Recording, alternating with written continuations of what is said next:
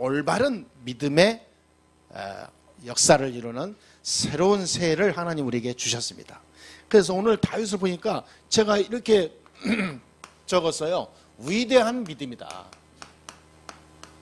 네. 여러분 진짜 믿음도요 그냥 믿음이 아닙니다. 위대한 믿음. 저는 좋아하는 사람 중에 가장 지금 이 사람 중에 나오는 인물이 오늘 다윗을 보고 있는데요. 다윗이 진짜 위대한 믿음의 소유자, 다윗과 같은 믿음의 소유자가 있을까 싶을 정도로, 물론 성경에 위대한 인물들이 많이 나오지만요. 그런데 다윗이 이 위대한 믿음을 가졌는데 우리도 다윗 같은 위대한 믿음의 소유자입니다. 사실은 지금 이 시대에 복음 알고 복음 가지고 오직 그리스도가 아니면 안 되는 비밀을 가지고 모이는 사람이 이 세상에요 거의 없어요. 제가 볼 때는 조금 오버하는지는 몰라도 99% 없어요. 제가 아는 교회 성도 이 땅에 신앙생활을 해왔던 모든 과정 속에 결론이 나오더라고요.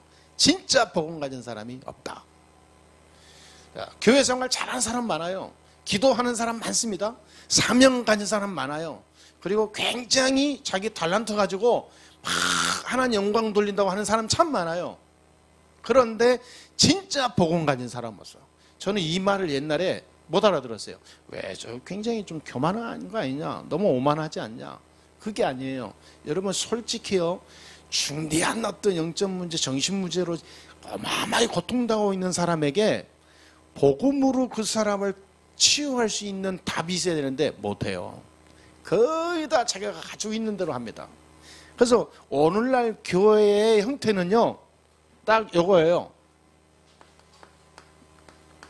율법주의로 가는 교회가 있고 신비주의로 가는 교회가 있어요. 그리고 이것도 저것도 아니에요.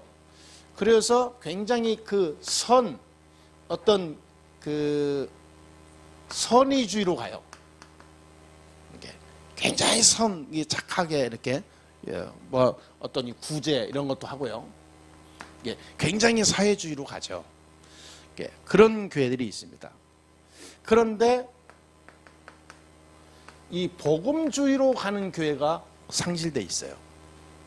율법주의는 뭐냐면 뭐든지 이 율법으로 말씀으로 막 그냥 잘 지켜라. 병든 자가 있으면요 새벽기도 나오세요. 작정기도 하세요. 성경 공부 참석하세요. 굉장히 이렇게 성경 통독하세요. 굉장히 이렇게 어떤 행실과 어떤 법으로 이렇게 막 몰고 가죠. 저도 옛날에 율법주의 교회에 다녔기 때문에 잘 압니다. 제가 굉장히 어려움이 있고 뭔가 고민함이 상당하면 당장 나오는 게요 그런 거예요. 새벽기도 나오세요. 막 하나 앞에 작정하고 막 헌신하세요.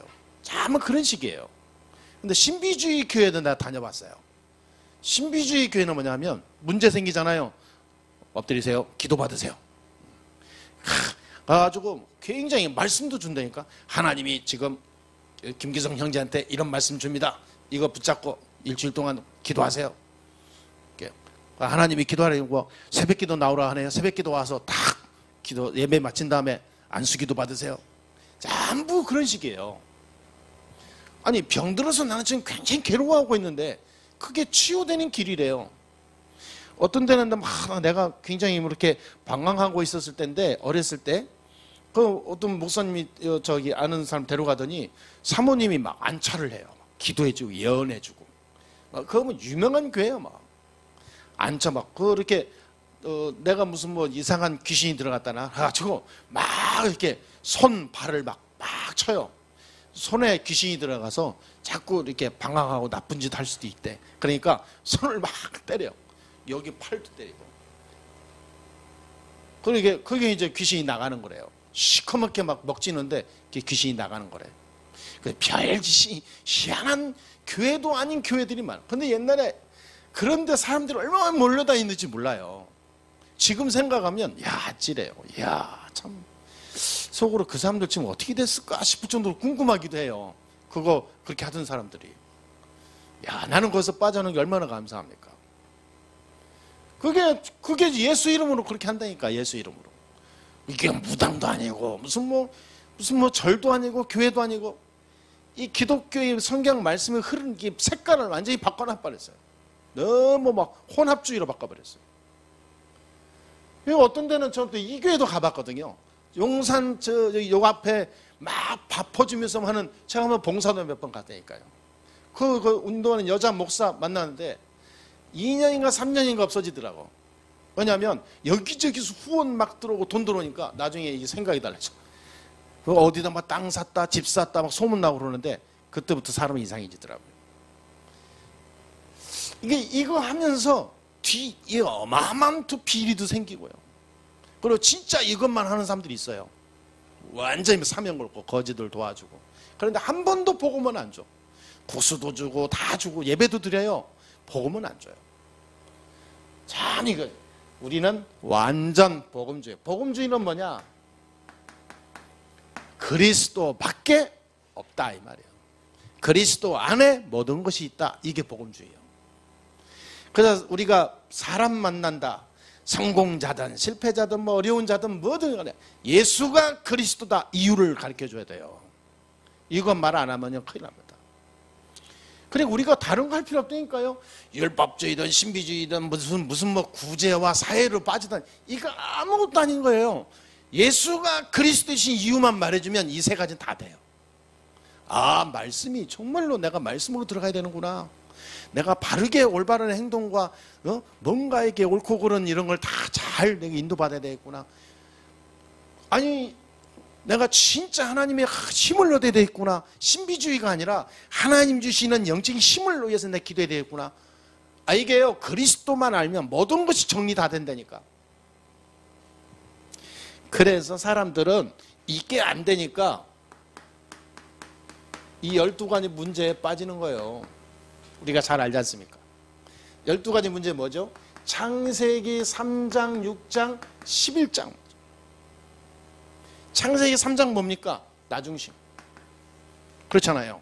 창세기 6장은 뭡니까? 세상 중심. 창세기 11장은 뭐죠? 성공 중심. 자, 세상은 이 창세기 3장, 6장, 11장으로 완전히 각인돼 있어요. 그래서 뭐든지 전부 이중심이라. 이게 뭘 하든지 이중심으로 가요. 가장 우선입니다. 이게 맨 앞에 나를 위하여, 나의 미래, 나의 인생, 전부 세상 중심이요. 물질 중심, 세상 중심, 육신 중심. 돈을 쓰면 안 되잖아요. 요즘 여러분 돈이 있어야 요즘에는 뭐든지 할 수 있잖아요. 아니 요즘에 청년들 결혼도 안 한다니까. 왜? 돈이 없으니까. 요즘 드라마도 많이 나오지 않아요? 결혼했는데도 아이 안 나와요. 왜? 돈 없으니까. 아이한테 피해주고 싶지 않다 이 말이에요. 솔직히 우리 때는 결혼하면 무조건 애부터 낳잖아요. 삶이 어떻든 간에 애들이 뭐 고생하든 안 하든 막 일단 아이 낳지. 그게 이제 정상적인 어떤 그 이상 생각을 안 한 거죠. 그게 정상이라 생각한 거죠 그냥. 근데 요즘에는요, 얼마나 이 뇌가 발달됐는지 계산합니다. 야, 사랑도 계산을 해.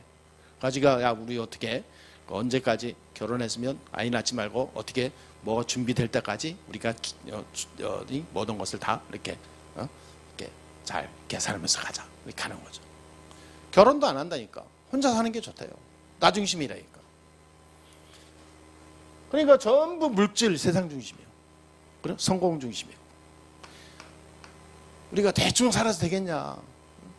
정말 우리가 이 세상에 힘들게 살아서 막 바둥바둥 살면서 살면 뭐하냐? 보란듯이 멋지게 살아야지. 그러기 위해서는 우리가 좀 참자. 조금씩 우리는 좀 기다리자. 이게 전부 그 중심이라. 이게 창세기 3장, 6장, 11장 사상이에요. 어느 날 나온 게 아니라 이것이 발전되니까 사도행전 16장, 19장이 딱 나오는 거예요. 이게 여기에 딱 자리 잡는 거예요. 이게 뭡니까? 무속, 점술, 우상. 이게 딱 나오는 겁니다. 이게. 이렇게 살다 보면 여기에 잡히게 돼 있다니까요. 사는 게. 왜냐? 이 창세기 3장, 6장, 11장의 배경은 사단입니다. 배경이 사단이거든요. 시작이 사탄의 시작으로 말미암아 사단의 유혹에 말미암아 인간이 하나님 떠나서 나 중심으로 바뀌었고 세상 중심으로 바뀌었거든요. 인간의 모든 배경은 사단이 딱 쥐고 있는 거예요. 근데 사단은 여기로 가게 하고 끝나지 않아요. 반드시 여기에 빠지게 만들어요.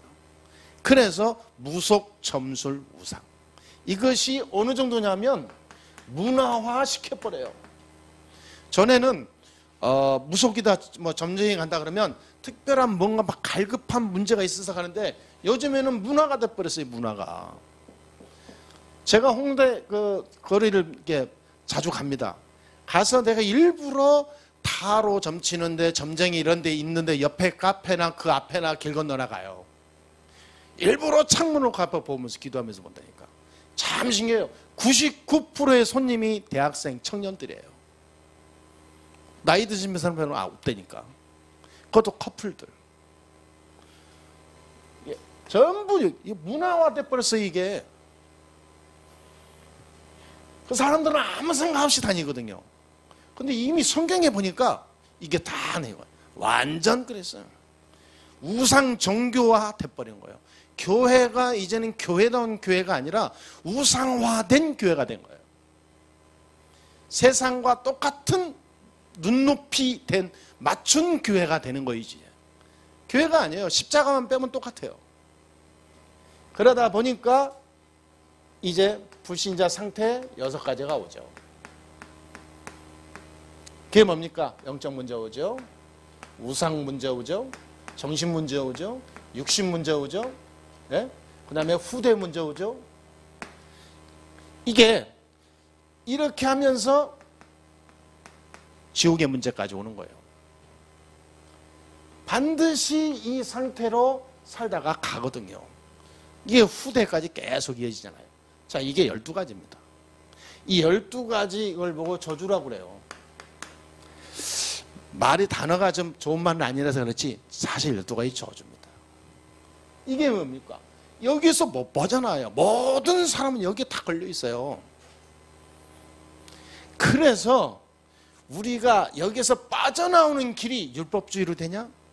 교회 다니면서 신비주의 하냐? 절대 안 되게 돼 있어요. 그리스도 이름으로만 여기서 해방될 수 있어요. 그래서 십자가에 보면 예수님께서 이 하나님과 인간의 이 무너진 단절된 이 어마어마한 관계에 끊어진 상태를 십자가에서 오신 그리스도께서 회복시켰다니까. 그래서 로마서 5장 8절에 보니까 우리가 아직 여기에 빠져 있을 때 하나님께서 자기의 사랑을 십자가에서 죽으심으로 확증해버렸다. 그버렸어요. 확증해버렸다. 그래서 예수는 선지자 중에 한 사람이 아니고 예수는 그리스도다 이 말이에요. 그리스도라는 이 말은 알아들으면 끝나는 겁니다. 예수는 아는데 그리스도는 몰라.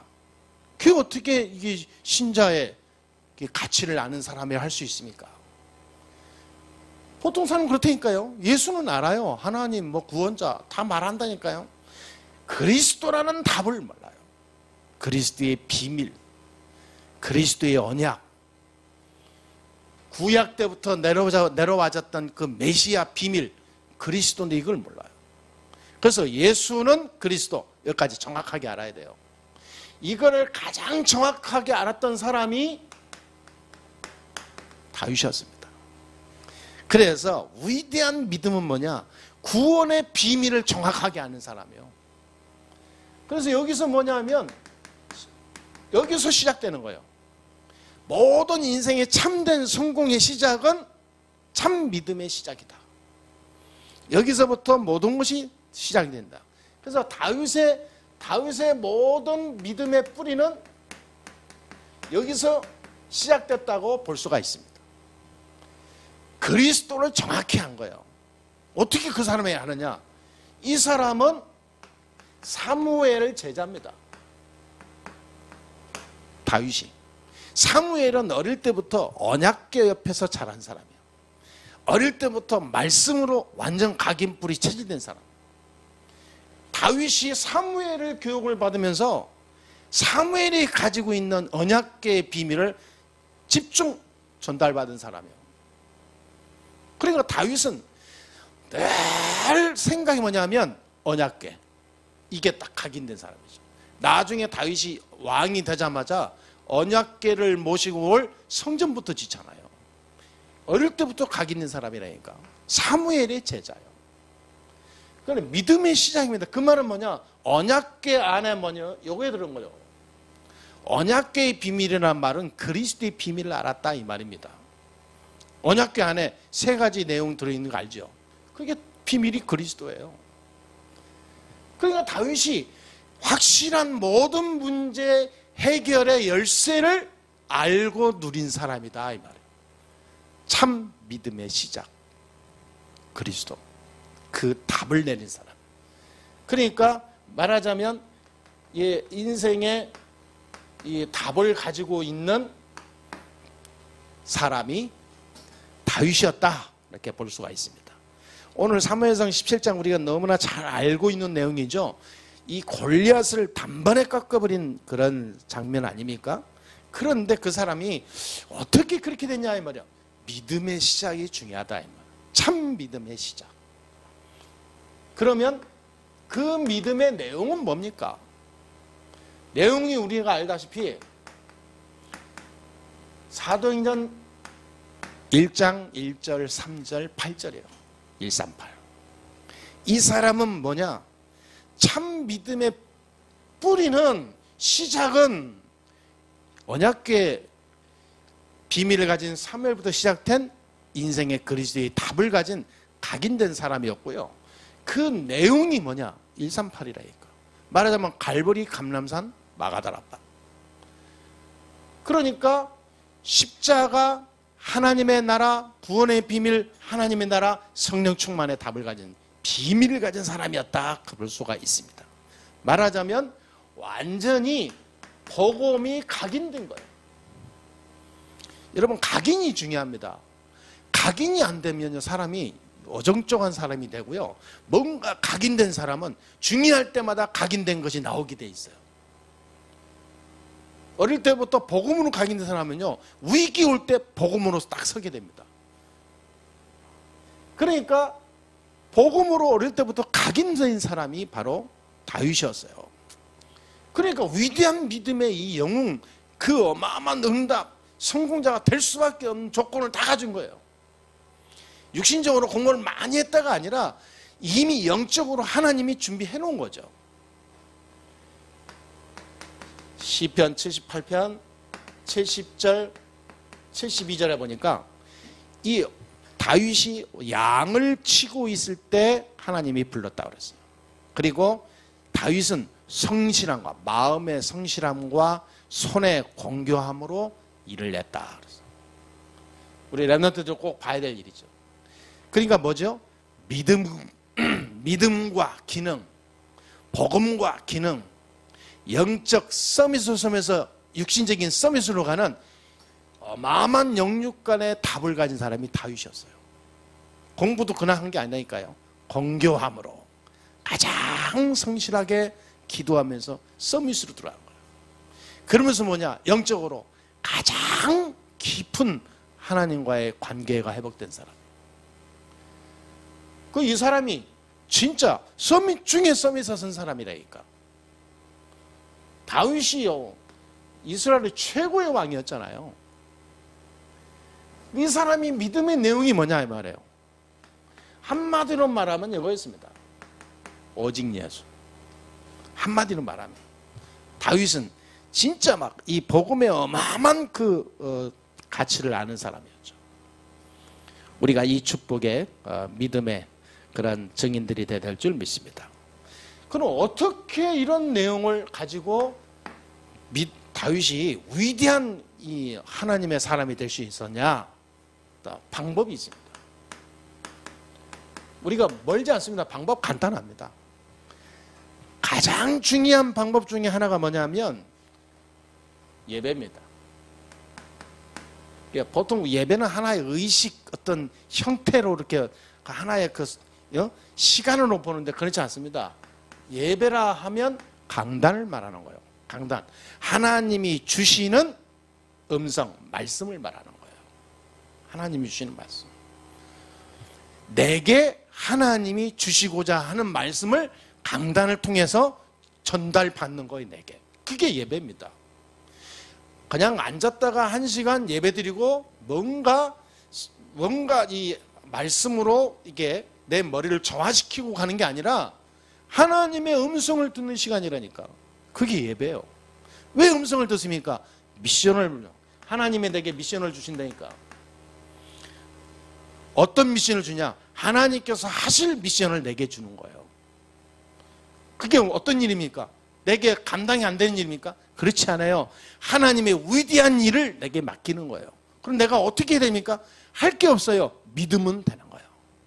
아멘? 그게요, 믿음의 역사입니다.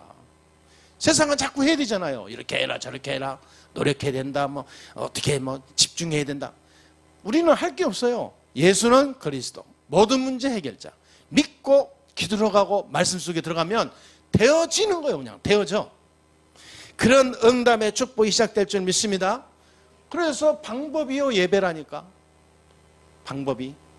그래서 오늘부터 우리 내가 랩런트들하고 얘기했다니까요. 예배 마치고 나면 하나님이 내게 주신 말씀을 포럼하는 집중 포럼을 해야 된다.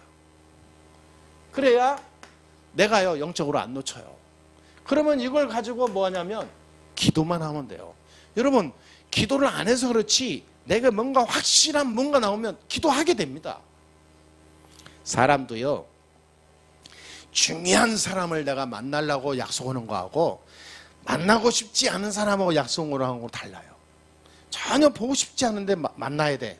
그러면요, 모든 것이 귀찮고 싫습니다. 시간 어떻게 핑계대고 어떻게 만날까 도망갈까 생각만 한다니까요. 그런데 진짜 내가 만나야 중요한 사람을 만난다. 그 만남 속에서 내가 어떻게 할까? 어마어마한 긴장과 기쁨과 행복과 준비와 기대와 이게 꿈과 이게 오른다니까요. 거기서 내가 어떻게 이 사람을 만나서 어떤 이야기를 어떻게 해야 이 만남이 정말로 좋은 결과를 나올까 연구하고 한다니까요. 공부하고. 어떤 사람이 목사님 그러더라고. 이게 꼭 그 사람의 주의가 그래요. 나는 사람을 만날 때 미리 그 사람에 대한 오늘의 나를 통해서 그 사람에게 주어질 만남의 어떤 뭡니까? 키포인트는 뭐냐? 그 사람에게 꼭 임팩트 할 수 있는, 임팩트까지는 아니라도 뭔가 이렇게 기억 남게 될 이 메시지와 어떤 이거를 행동이 뭘까? 그걸 연구하고 온대요. 그러면서 나한테 그러더라고. 오늘 김 목사님을 내가 그래서 기도하고 왔는데 김 목사님을 생각하니까 이런 생각이 나더라. 그래서 이렇게 딱 전달을 해주더라고. 그래서 야, 이 사람 보통 사람이 아니구나. 자기는 모든 사람 그런데요. 모든 사람을 만날 때 그냥 밥 먹는다 그러면 밥만 먹고 이야기해 오는 게 아니라 꼭 그 사람에게 내가 하나님의 주신 그 은혜, 말씀, 뭔가 축복, 제가 가지고 있는 뭔가 이 비밀을, 은혜를 전달하고자 하는 뭔가 이게 주고 온대요. 이게 굉장한 만남에 그러니까 자기를 만나는 사람이 부담 안 갖도록. 그러면 이상하게 성취되고 되어지고 은혜가 되고 다음에 또 만나자 그러면 굉장히 이렇게 이게 좋아하고 행복해 한다 하더라고요. 여러분, 기도 마찬가지입니다. 내가 진짜 기도하려고 하잖아요. 요게 되잖아요. 기도가 되어져요. 기도가 재밌다니까. 기도 제목이 형성이 돼요. 왜? 분명히 기도의 흐름을 잡았잖아요. 여기서 내가 이번 주에 어떻게 기도해야 되겠다. 기도의 방향이 나오잖아요. 그러면 기도 하라 안 할 필요 없다니까. 기도가 흐름이 쫙 나오게 돼서 이게 성공 안 되면 기도한다? 반드시 여기로 빠집니다. 말씀의 흐름을 모르는 사람이 기도한다? 여기에 빠져요. 이 두 가지 이론에 빠진다니까. 말씀의 진짜 흐름을 탄 사람이 기도하면 위대한 믿음의 역사를 이룹니다. 진짜로. 그러니까 방법은요 크게 다른 거 않습니다. 우리가 다 아는 내용인데 안 하잖아요. 다 알고 있는데 안 해요, 사람들이. 그래서 문제입니다. 그래서 여기서 뭐냐면 말씀 묵상을, 다윗은 시간만 되면 계속 묵상했어요. 어느 정도냐? 24시. 여러분 24시 묵상했다니까. 그걸 할 수밖에 없어요. 하나님이 이 현장으로 몰아넣었어요. 혼자 목장에서 들판에서 양을 치는데 24 할 수밖에 없어요. 눈만 뜨면 잘못하면 양이 도망가죠. 어디 뭐 잃어버리죠. 뭐 맹수들이 와서 잡아가죠. 막 죽이려고 그러죠. 24 할 수밖에 없어. 깨어서 늘 있는데 그 속에서 하나님 말씀 묵상한 거예요. 어떤 사람은 조금 문제 오면 상처에 막 많은 비교의식에 사로잡히고 내가 왜 이렇게 살아야 되나, 내 운명은 왜 이러냐, 내 나이에 지금 여기서 양이나 치고 있고, 인생 타령할 텐데 다윗은 최고의 묵상 현장으로 바꿔버렸어요. 최고의 하나님과 말하자면 그냥 기도가 아니고 깊은 기도 속으로 들어가는 굉장히 행복한 시간을 만들었어요. 그게 다윗이요. 여기서 다윗은 하나님을 향해서 찬양하면서 힘을 얻는 시간을 삼아버렸어요. 그러니까 다윗은 작곡가, 시인, 무슨 뭐 악기 연주자 다 하잖아요. 혼자 하다 보니까 이게 어마어마한 현장에서 이 축복 속에 들어간 거예요. 여러분 우리가 하루를 살면서 이 세상에 바쁘다는 핑계로 안 하잖아요. 다. 이 핑계 저 핑계로 다 못하고 하루 지나고 또 하루 지나고 하루 한 주가 금방 지나고 가장 중요한 건 줄 알면서도 안 하잖아요. 그런데 다윗은 했어요. 왜 했냐? 알았다니까요. 여러분 순서입니다. 이 12가지에서 모두 저주 재앙 속에 빠져 죽어가고 있구나. 이걸 해결한 길은 그리스도밖에 없구나. 이거를 알고 어릴 때부터 각인된 사람이요. 오직 예수. 복음이 아니면 살 길이 없다. 답을 냈다니까. 그리스도로 모든 것을 할 수 있다. 비밀을 깨닫는 사람이요. 그러면 어떻게 되냐? 들어가면 돼. 어떻게? 말씀 속으로. 약간만 기도하면 돼요. 그리고 뭐냐? 시간 날 때 묵상해요. 시간 날 때 여러분 무슨 뭐 이상한 무슨 뭐 헤비메탈 무슨 뭐 이상한 음악 듣지 말고 묵상하면서 깊이 찬양도 듣고. 그러고 나서 뭐냐? 그럼 말씀 녹취도 해보세요. 진짜입니다. 요 묵상하고 녹취하고 이 말씀 암송 요 세 가지는요 필수입니다. 말씀을 들으면서 녹취하시라니까요. 그래서 내가 그렇게도 시간이 많은데 저 세 가지 시간이 한 주간에 한 번도 없이 지나간다 그러면 영적으로 병든 상태에 그게 틀림없이 병들어 있는 겁니다. 이거 할 시간이 없이 바빴다는 것은 이 12가지 문제 속에 지금 빠져 있는 거거든요. 그렇잖아요. 아니 이거 할 시간이 없이 이 12가지 속에 빠져 있다. 그 병든 거죠. 내가 돈 벌고 열심히 살고 진짜 몸이 부서져라 피곤해서 잠자기도 힘들 정도로 산다. 여기에 빠져 있잖아요. 창세기 3장 정주 11장에. 그럼 진짜 기도해봐야죠. 하나님, 내가 이렇게 살기 위해서 내 묵상하며 하나님과 가까이 하는 이 어마어마한 축복의 시간을 놓치고 사는 게 인생입니까?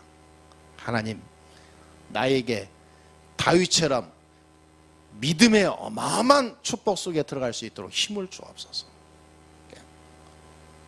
내 모든 환경의 역사는 사단의 권세를 예수 이름으로 꺾어 주옵소서.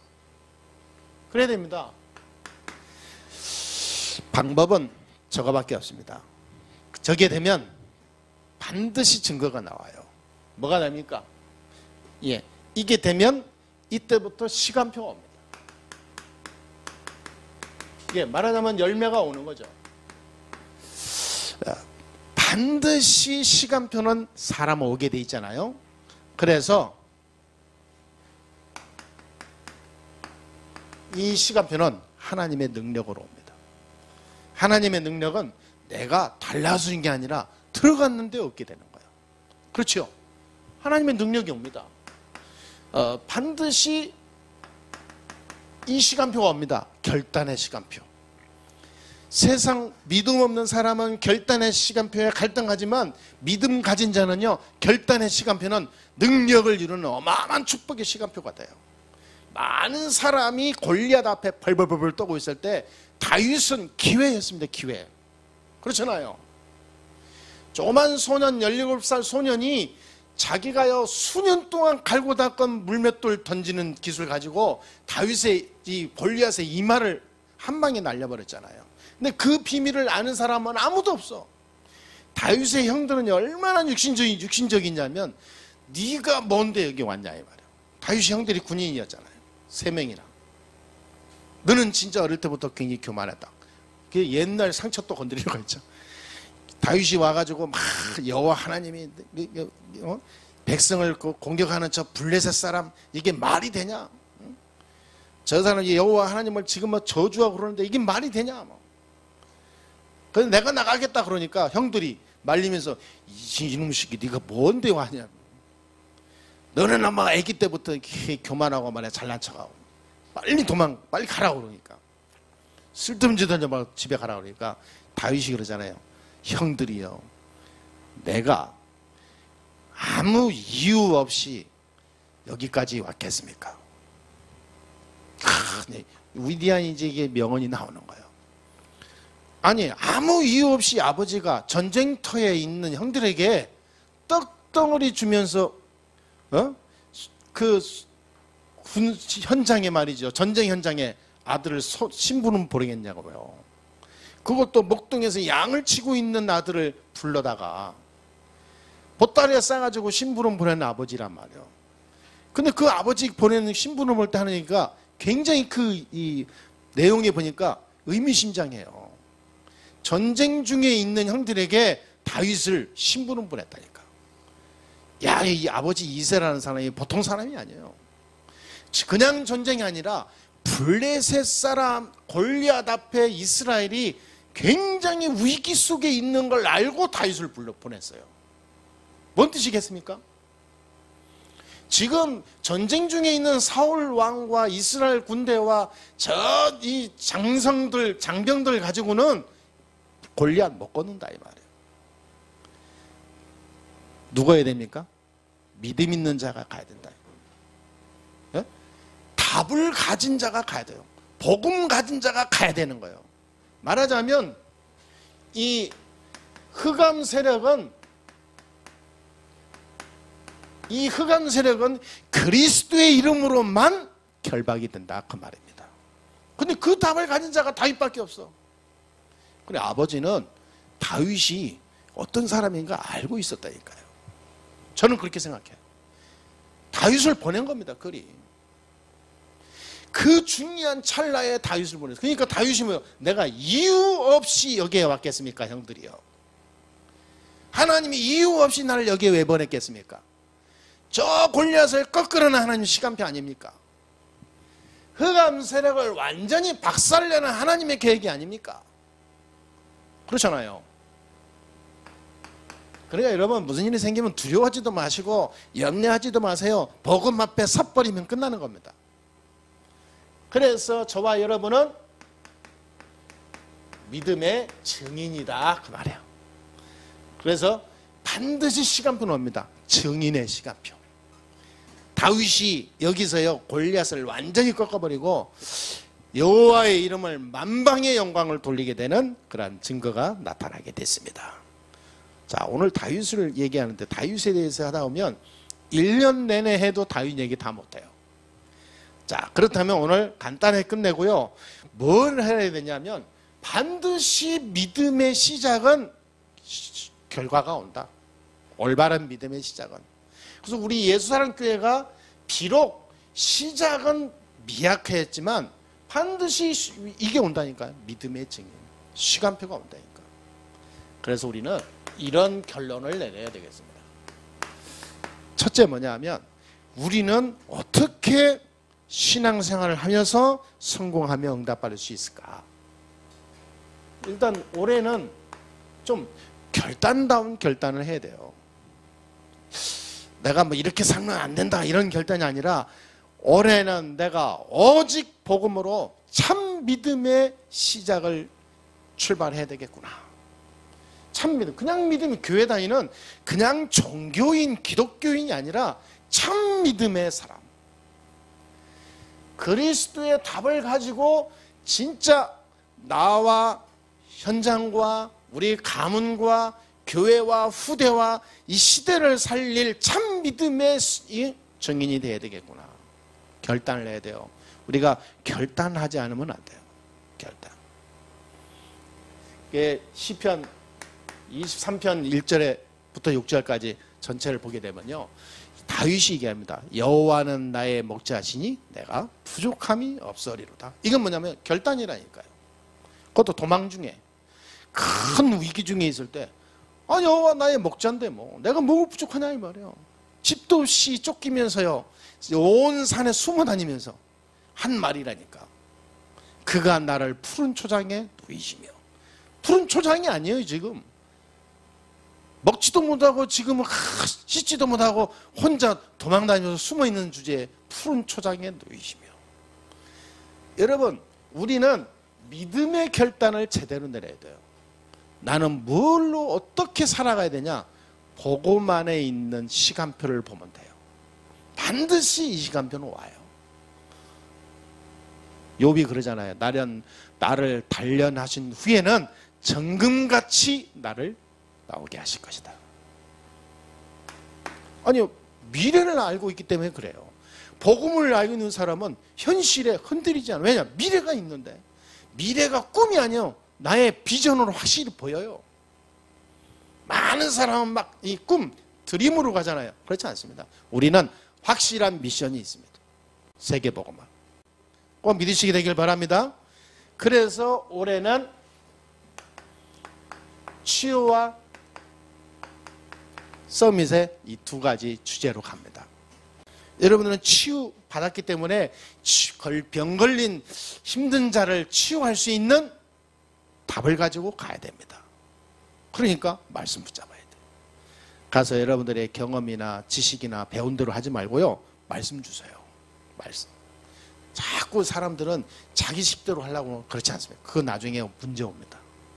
어떤 사람은 말 너무 잘해요. 말을 너무 잘하니까 사람이 붙어. 전도 많이 되어지죠. 나중에 큰 문제 옵니다.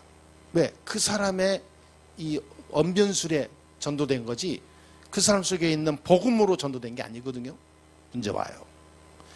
어떤 사람은 굉장히 유명한 사람이에요. 유명한 사람이니까 그 사람 보려고 와요.